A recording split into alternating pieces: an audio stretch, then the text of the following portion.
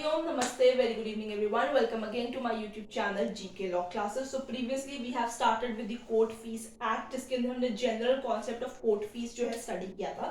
उसमें से कुछ इंपॉर्टेंट पॉइंट्स मैंने यहाँ आपके सामने बोर्ड पे भी लिखे हुए हैं और आज हम बात करेंगे part 2 of the court fees act के रिगार्डिंग. तो उसमें मैंने कुछ जनरल पॉइंट्स बता दिए थे, कुछ सेक्शंस जो है ऑलरेडी डिस्कस कर लिए थे. वो थे section number 25 to 34 of the court fees act. ये एक्ट जो है एक बहुत छोटू सा एक्ट है, कुछ ज्यादा बड़ा नहीं है. इसमें कुछ इंपॉर्टेंट पॉइंट्स सिर्फ याद करने वाले हैं, ज्यादा इसके अंदर इन डेप्थ जाने की जरूरत नहीं है. तो सब जिन्होंने अभी तक पार्ट 1 नहीं है वो चेकआउट किया, वो सबसे पहले पार्ट 1 चेकआउट कर लें, उसके पॉइंट्स जो है वो लिख सकते हैं.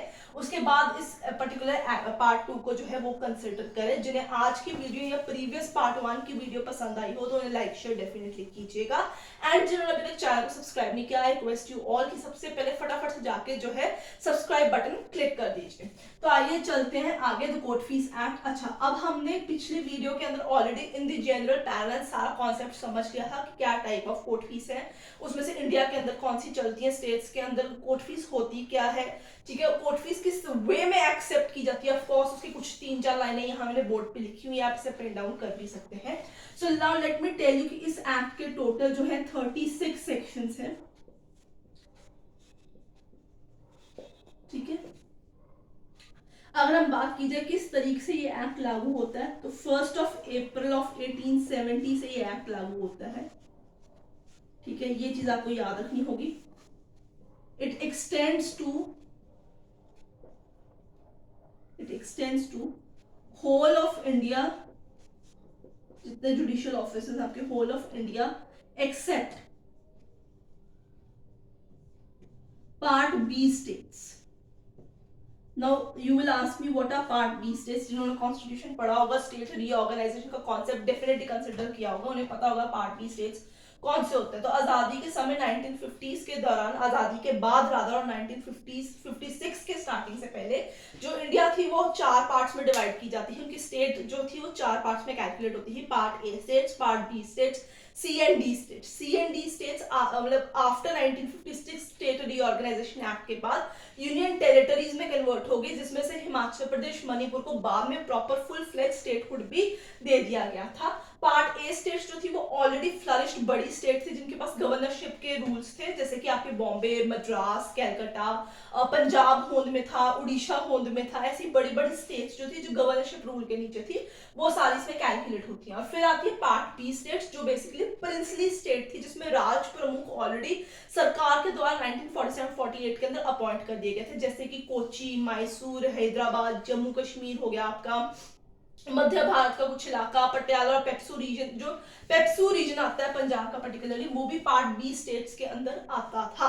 Now let me tell you कि आफ्टर रीऑर्गेनाइजेशन, क्योंकि स्टेट्स की दोबारा से जो थी अलग अलग फॉर्मेशन होगी, कुछ स्टेट्स जो है इवेंचुअली कट के डिवाइड भी हो गई, तो अब जो है ये एक्सेप्ट पार्ट बी आप छोड़ भी सकते हैं. पूरी की पूरी इंडिया के अंदर कोर्ट फीस एक्ट जो है ये आपका लागू होता है.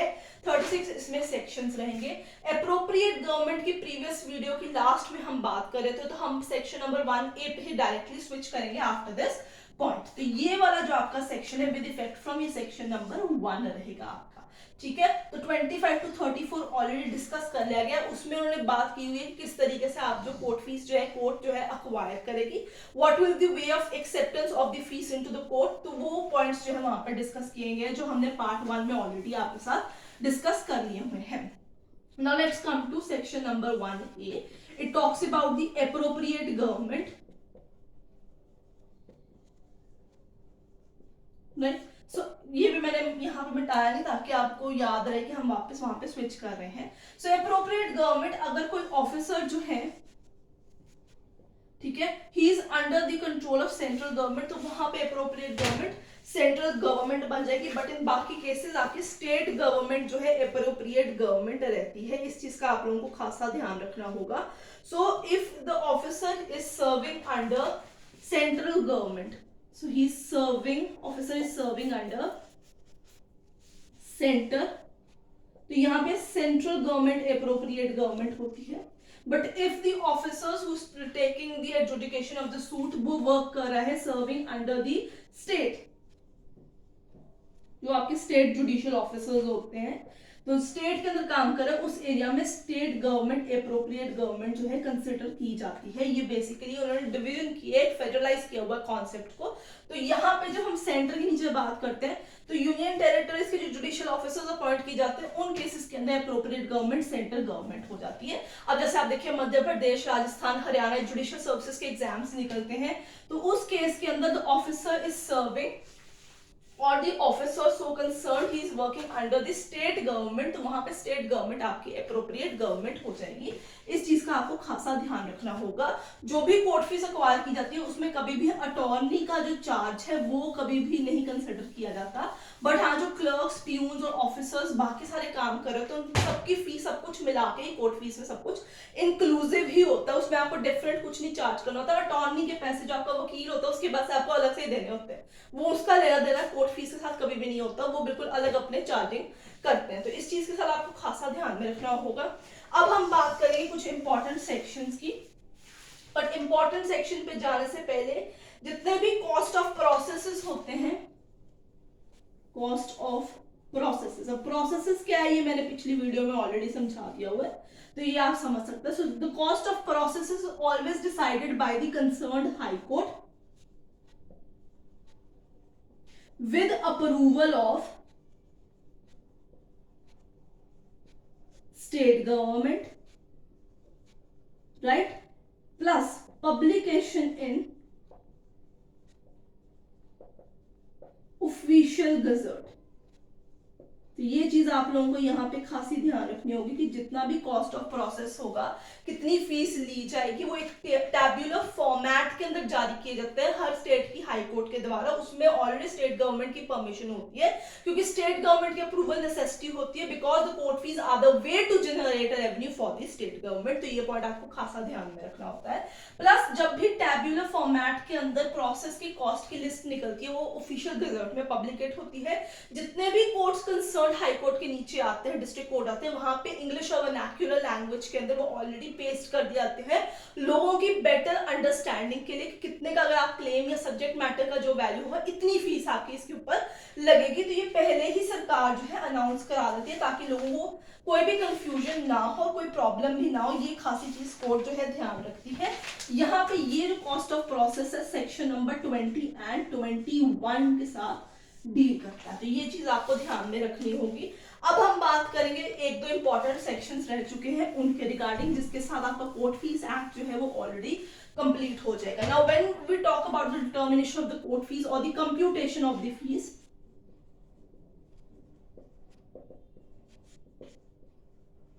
तो हम सेक्शन कौन सा रेफर करते हैं इस केस के अंदर, सेक्शन नंबर 7 को रेफर करते हैं of the court fees act, जिसके अंदर उन्होंने डिफरेंट केसेस के रिगार्डिंग कंप्यूटेशन की किस तरीके से कोर्ट फीस डिटरमिन की जाएगी वो बताया गया है। जैसे अगर आप सपोज कर लीजिए आपके कोई भी सूट फॉर डैमेजेस है, मेंटेनेंस है, तो अमाउंट जो जितनी आप क्लेम करें उसके हिसाब से कोर्ट फीस बनती है।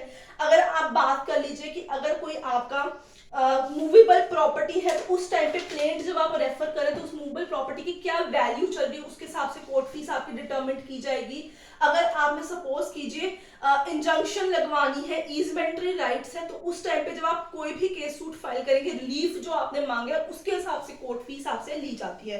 तो कोर्ट फीस रिलीफ के बेसिस पे लगाई जाएगी या सब्जेक्ट मैटर के बेसिस पे लगाई जाएगी उसकी वैल्यू के, ये कोर्ट डिटरमिन करके वहां पे आपके बताते हैं। बहुत बड़े आपके वकीलों को भी ऑलरेडी पता होता है कि अगर आपने केस इंजंक्शन का फाइल किया है, मेंटेनेंस का फाइल किया है, डैमेजेस का फाइल किया है या कंपनसेशन का फाइल किया है या टेनेंट लैंडलॉर्ड का केस दर्ज हुआ है, तो वो अकॉर्डिंगली ही जो है कोर्ट फीस डिटरमिन की जाती है, जो कि आपको शेड्यूल नंबर 1 और 2 ऑफ द एक्ट में मिल जाएगा। यहाँ पे वैल्यूएट करके ऑलरेडी लिखा गया हुआ है, तो आप शेड्यूल को चेकआउट भी कर सकते हैं। तो ये चीज जाननी बहुत जरूरी है। अगला इंपॉर्टेंट सेक्शन आता है रिफंड ऑफ फीस। ठीक है, तो रिफंड ऑफ फीस है section number 16। Now in case जो पार्टीज है वो एडीआर का मैकेनिज्म स्विच कर लेती है, ऑल्टरनेट डिस्प्यूट रेजोल्यूशन का सिस्टम ले लेती है, या लोक अदालत जो है ये इस तरफ को अपना केस डाइवर्ट कर लेती है, क्योंकि बहुत बड़ी सिविल सूट्स जो है लोक अदालत रेफर कर दिए जाते हैं एक सर्टेन टाइम पीरियड के बाद, या पार्टीज करवा लेती है refer. In that case ADR यहाँ पे आपका आर्बिट्रेशन, मीडिएशन, कंसिलिएशन, नेगोशिएशन, ये चारों प्रोसेस आते हैं। या लोक अदालत अगर आप ले गए उस चीज को या रेफर कर दिया गया, इन दैट केस आप जो है जिस कोर्ट के अंदर आपने अपनी प्लेंट फाइल की थी वहां उस जज को आप एक एप्लीकेशन लिख के देते हो कि आपकी फीस जो है, कोर्ट फीस जो है, उसे रिफंड कर दिया जाए।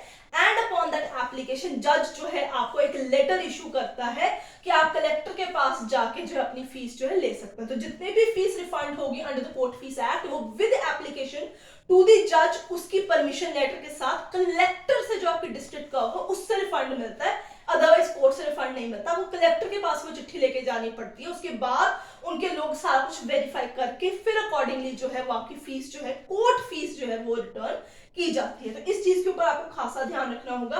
कभी कभी एक ही सूट के अंदर 2-3 सब्जेक्ट मैटर होती है, 2-3 मामलों से रिलेटेड भी आप रिलीफ क्लेम कर लेते हैं कि मैं अलग अलग कहां पे प्लेंट दायर करूं, तो मल्टीफ्रेशियस सूट्स जो है वो अलाउड रहते हैं।